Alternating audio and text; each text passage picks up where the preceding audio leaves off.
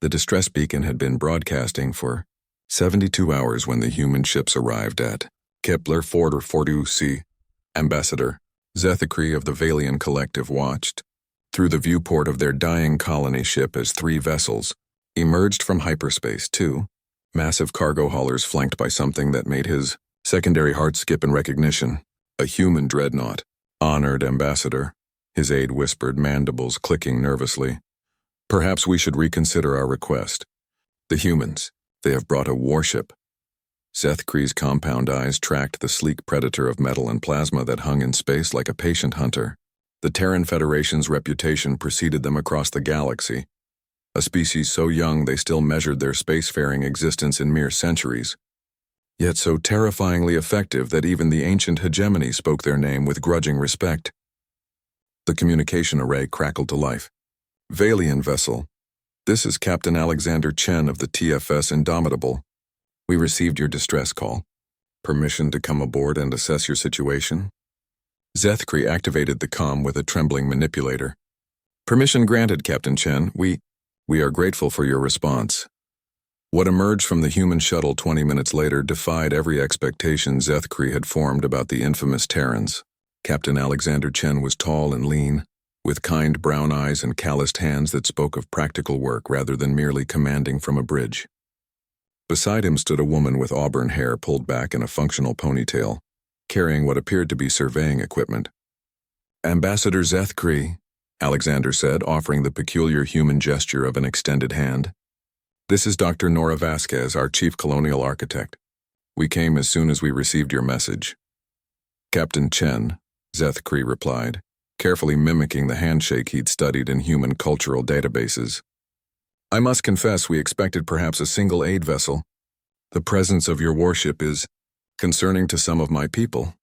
Alexander's expression remained warmly professional. The Indomitable is here for security purposes only, Ambassador. When we received your distress call indicating hostile forces had driven you from your homeworld, we thought it prudent to ensure any relief efforts wouldn't be interrupted.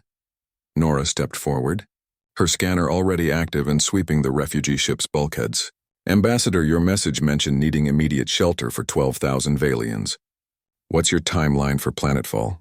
Our life support systems are failing, Zethikri admitted, his natural translucency flickering with distress patterns.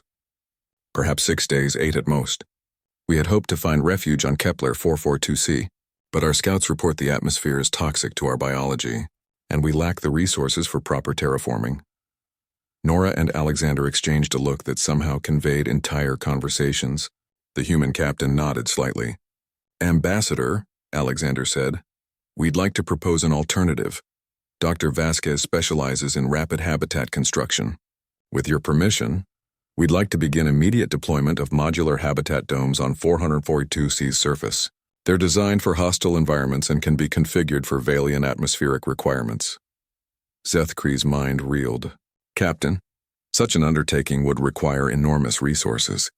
We have nothing to offer in return, at least not immediately. Our people are refugees with only the possessions we could carry. No payment expected, Nora interjected, already pulling up holographic blueprints that shimmered in the air between them. The Federation's humanitarian aid protocol is pretty clear on this. Besides, we've been looking for a good field test of our new rapid deployment systems. Over the following hours, Zethikri watched in amazement as the humans orchestrated what could only be described as controlled chaos. The cargo vessels disgorged a stream of prefabricated components, automated construction drones, and atmospheric processors. Teams of human engineers worked alongside Valian technicians, their easy competence making the impossible seem routine. Alexander remained on the refugee ship, coordinating with his crew while Nora descended to the planet's surface to oversee construction. Through the viewports, Zethikri could see the Indomitable maintaining a steady patrol pattern around the system's edge.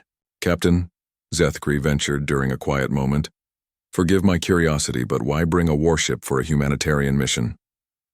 Alexander paused in his review of construction schedules. Ambassador, in our experience, there are species in this galaxy who view refugees as easy prey.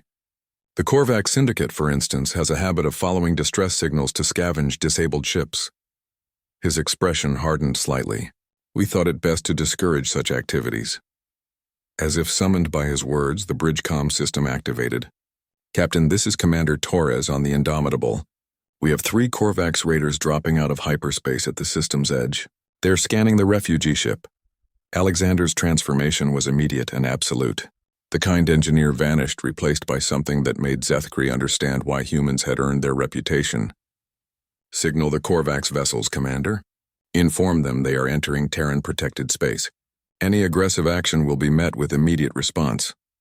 The next few minutes passed in tense silence until Torres's voice returned. "Captain, the raiders have withdrawn. Message sent and received, apparently." Alexander relaxed, the gentle engineer returning as suddenly as he disappeared. "Good. Dr. Vasquez, status report?"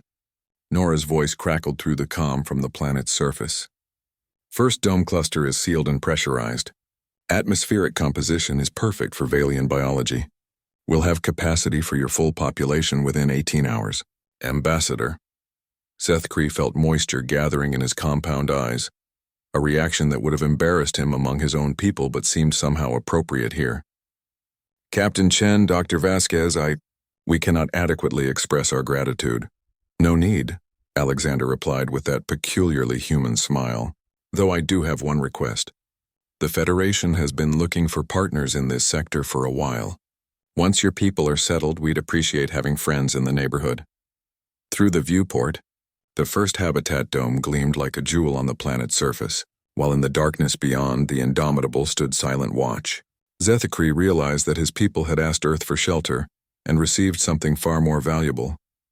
They had found allies who understood that true strength lay not in the weapons you carried, but in how you chose to use them. The humans, it seemed, were exactly as terrifying as the galaxy claimed, and exactly as kind as Zethkri had dared to hope.